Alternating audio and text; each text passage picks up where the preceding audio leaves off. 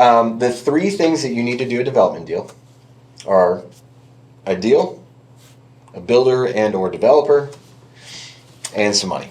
And that's it. All right, so we're going to talk through those three elements. I'm going to skip that real quick. So it's called Deal Architect because you are basically pulling all these pieces together, right? So as I mentioned, I didn't build that property. On most of my deals, I'm not bringing the money. So what I'm doing is bringing these different pieces together. I call an architect, I call a builder, I call an investor partner, I call my agents, so on and so forth. And the magic and the reason I call my course Deal Architect is because I'm just sort of putting all these pieces together and designing the deal, and then my builder builds it, and my agent tells me what it's going to be worth, and they're the ones that sell it. My architect designs the house. You know, my engineer does these plans. Yeah.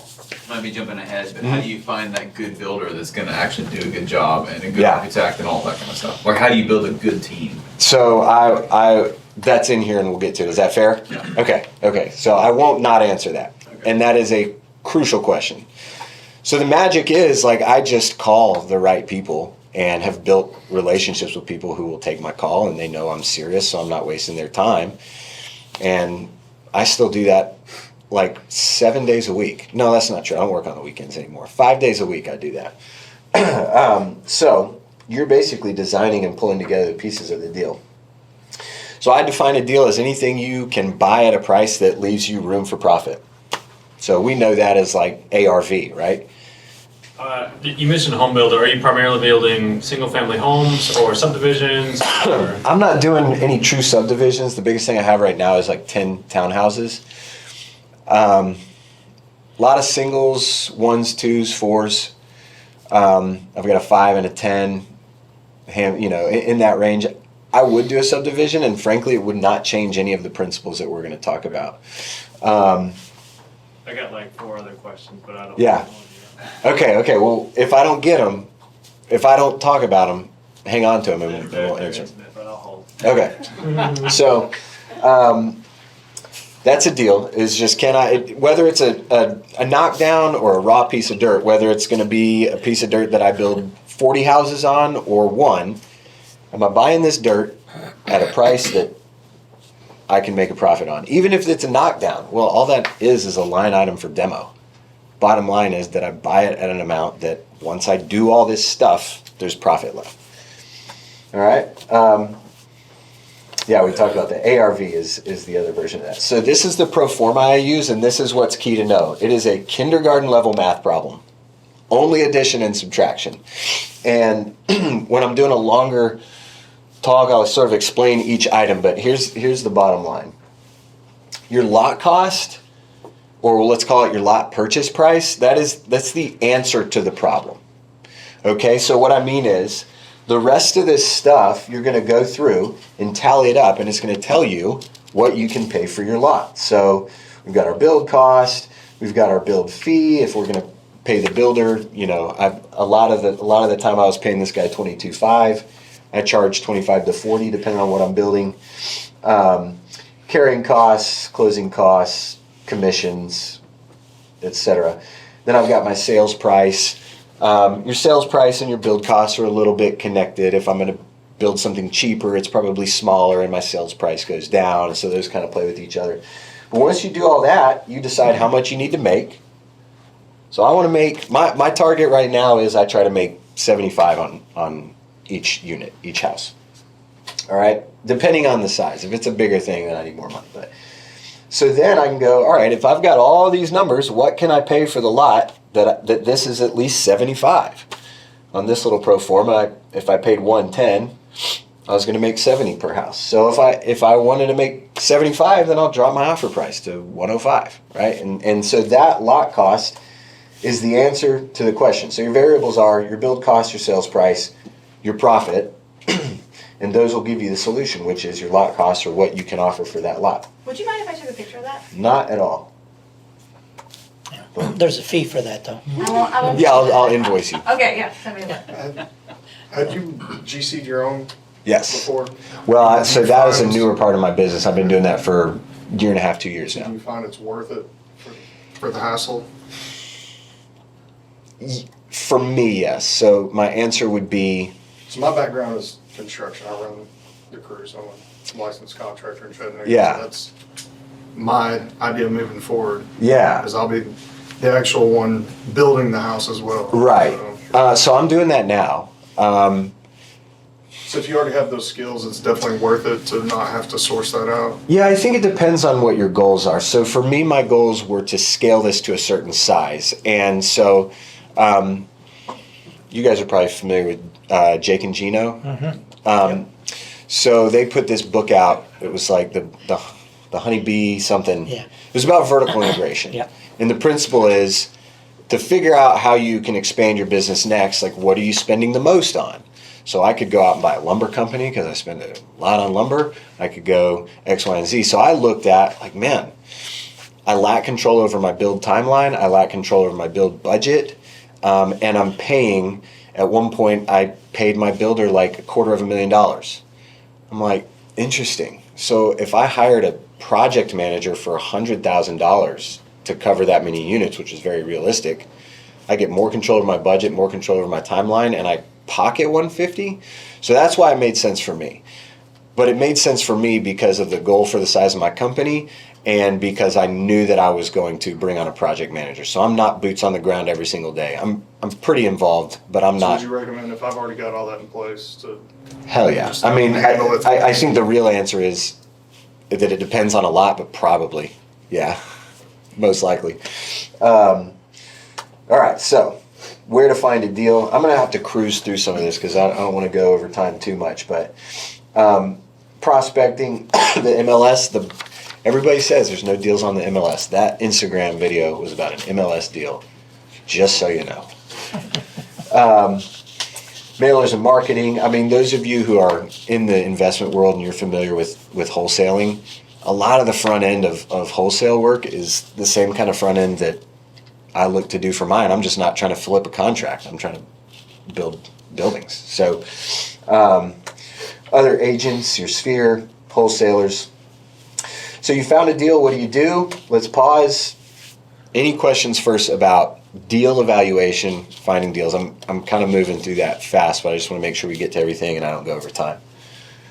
We good on that? Awesome.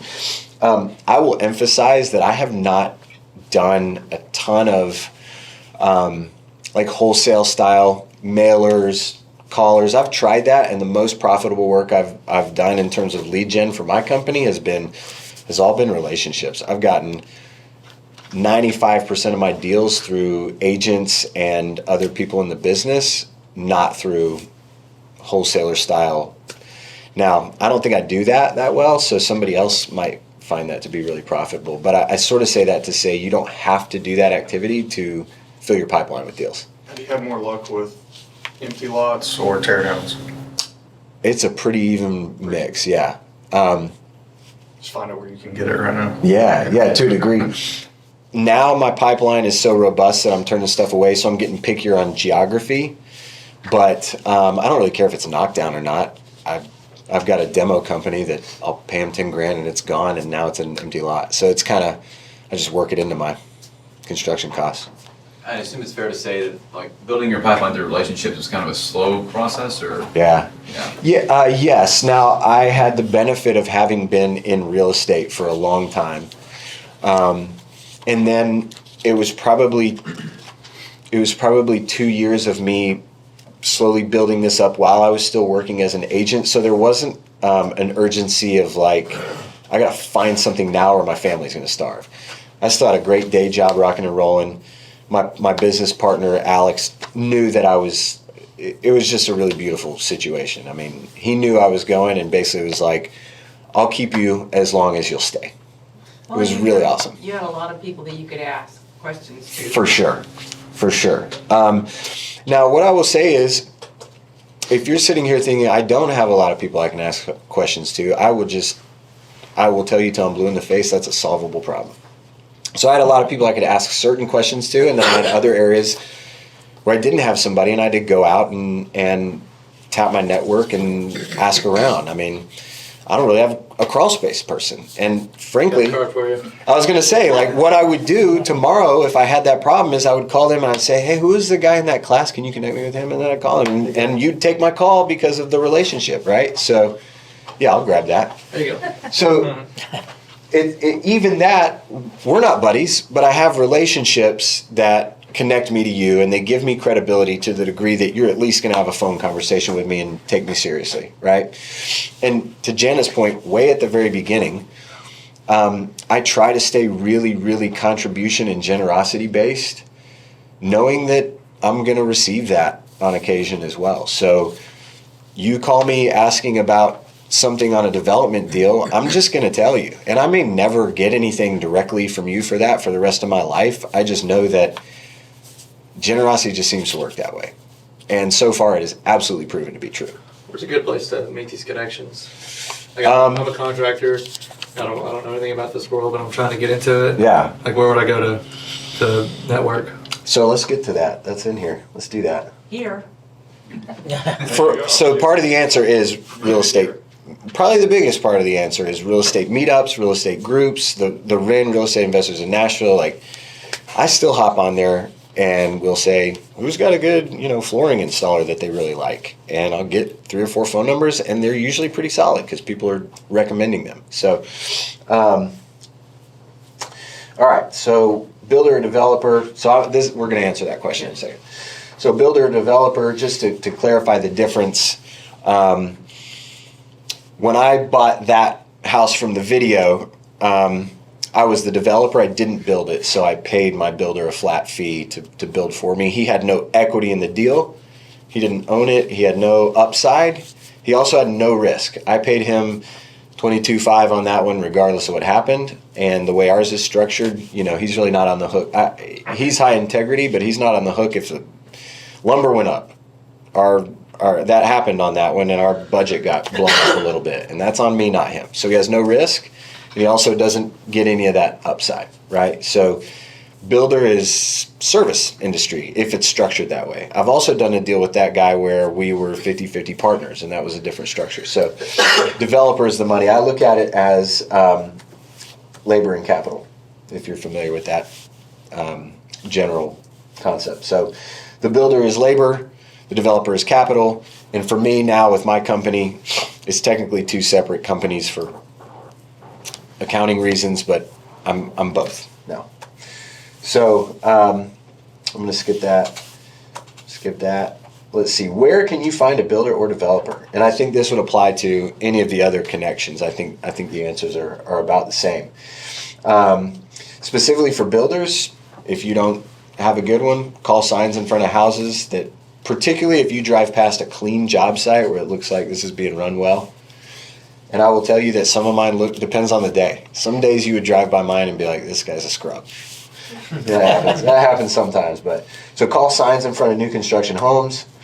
Use the MLS to search by year built, so you can basically search and go, what's been built in the last 12 months? These are active builders or developers. You can look at who the owner is, all that kind of stuff.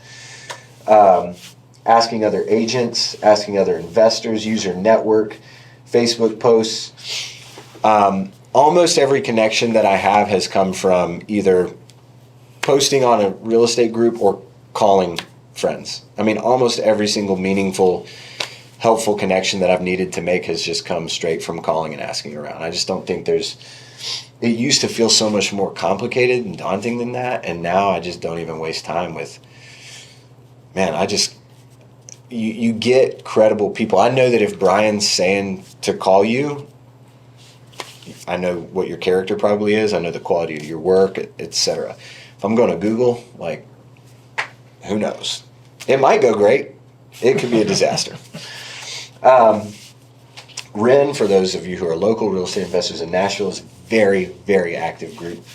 There are some others too that you guys are probably connected with, some multifamily groups. There's a lot of real estate investment related groups that are really active.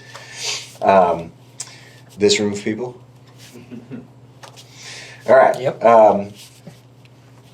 Let's see. Let me skip some of this.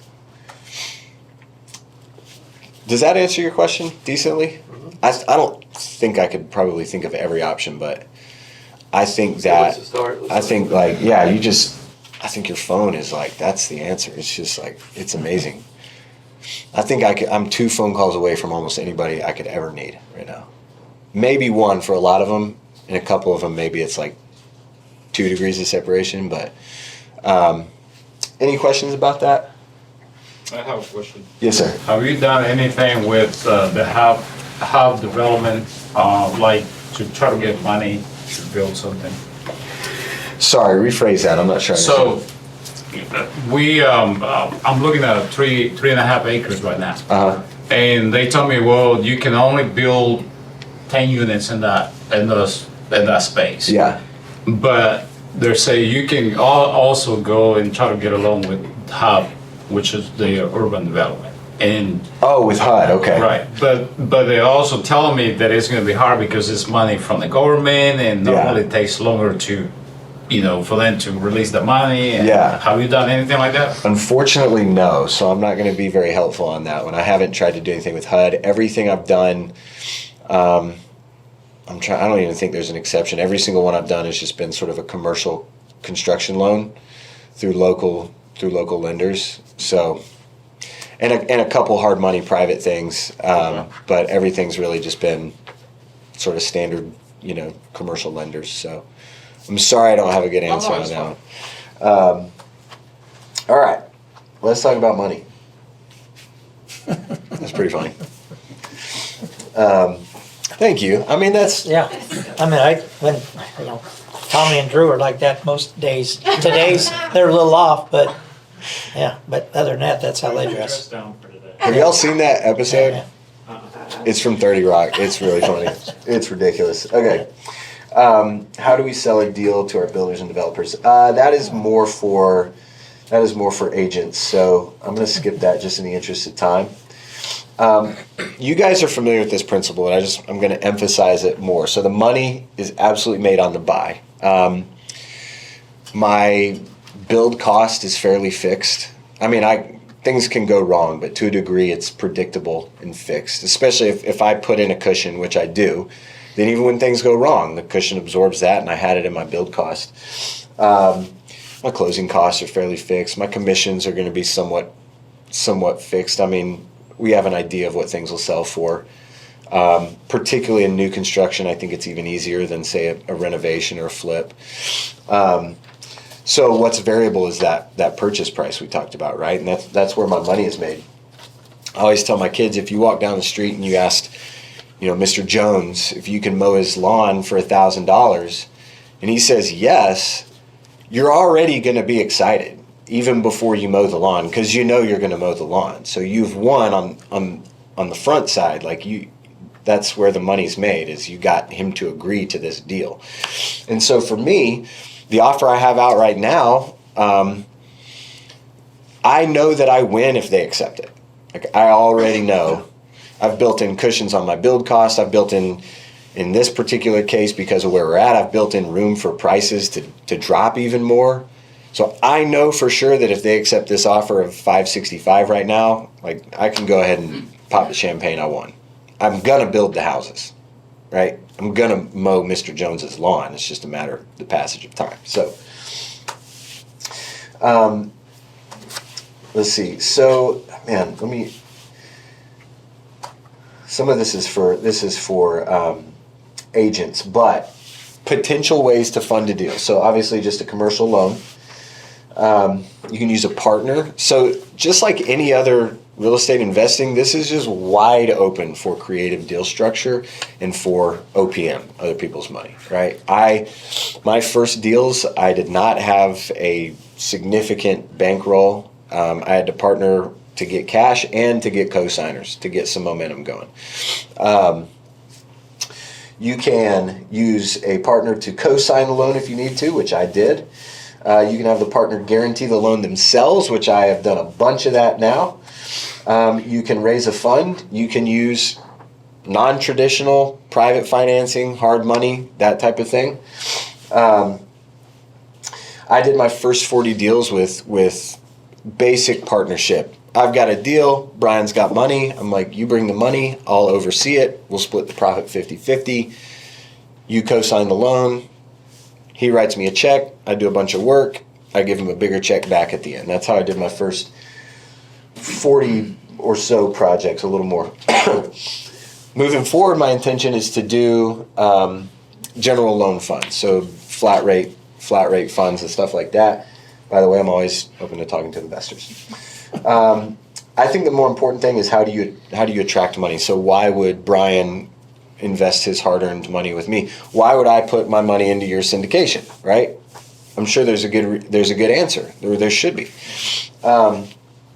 So I'm probably telling you guys things you know, but here is what has made a huge difference for me. So be an attractive business person, character, work ethic, expertise, personality. The first deal I did with a partner, I had helped these two guys sell a condo, which is like no big deal. And I don't know what I made on it, $5,000 or something. It's this little piddly deal, but they're just really great guys. And the way that I treated them through this very just sort of pedestrian deal really got their attention. And I sort of knew that this guy had sold a company, and that's all I knew. But I knew that he's a high character individual. And when I reached out to him and said, I think I'm going to try to do this development thing, would you want to partner? He was so eager to do that, he didn't even see the deal yet. It was basically just, yeah, we want to work with you. Show us what you're doing, because whatever you're doing, we're down. And that had nothing to do with the deal. That had everything to do with what he knew of my character and my work ethic. And 100% the way that I carried myself and treated them had everything to do with them buying into investing with me. The deal was sort of secondary. I mean, the numbers eventually had to make sense. Don't get me wrong. They did see them before we did the deal. But their belief was, we know you. It's probably a good deal. And they were right. We made money. So be an attractive person, bring an attractive product, and I think that's the order of importance. They bought into me, then I showed them the product. The product was, I'm going to make you X, Y, and Z ROI on your money, and they liked that as well. Communicate clearly, confidently, and directly. So what that looked like for me was we went to lunch after we had our first deal going, and they wanted to do more, and we kind of wanted to hit the ground running. And so we went to this little Mexican place, and I said, guys, if we're going to do this a whole bunch, you have to know I'm going to lose you money at some point. It's going to happen. You're talking about us doing 20, 40, 50 deals together. I swear to you, some of them are going to go wrong. It's just unavoidable. And that kind of communication and that kind of honesty only further endeared them to me and cemented our relationship. We've got millions going together right now with those two specific guys. And it was from treating them that way from the beginning when we had one little deal going. Another crucial one is not clinging to the outcome. And what I mean by that is when I approach investors now, if I came to Brian, I do not need Brian's money specifically. I would love for us to work together if it makes sense for him and his family and what he's trying to do in his business. And if it is a big fat win for him, then that makes it a win for me. And if it's not a win for him, that's fine, and I can go work somewhere else. But if I come to Brian and I'm desperate and I'm trying to like talk him into it, that is not a good foundation. He's probably not going to get talked into it, and he's probably specifically going to smell that. Well, we call it commission breath. That's not really commission, but it's desperation, right? And that alone is going to probably cause him to not want to work together. So to me, just holding very loosely and going, in the sales world, we talked about looking for your gumball. So you turn the gumball machine, and I'm looking for a blue gumball. And if I pull out a red gumball, it's not my job to turn it into a blue gumball. That's just not my gumball. So I go to the next one. Boom, it's white. I'm not going to turn it into a blue one. It's just not the one. So when I call Brian and he's like, man, I don't think we want to do a development type of thing right now. My job is not to create desire where there isn't desire to do development. My job is to discover if I have what he needs, and if I discover that I don't, then I go, awesome, man, we'll talk again in a year, no worries. And I go on and I turn the crank again. I'm looking for the right gumball. So that's what I mean when I say clinging loosely to the outcome.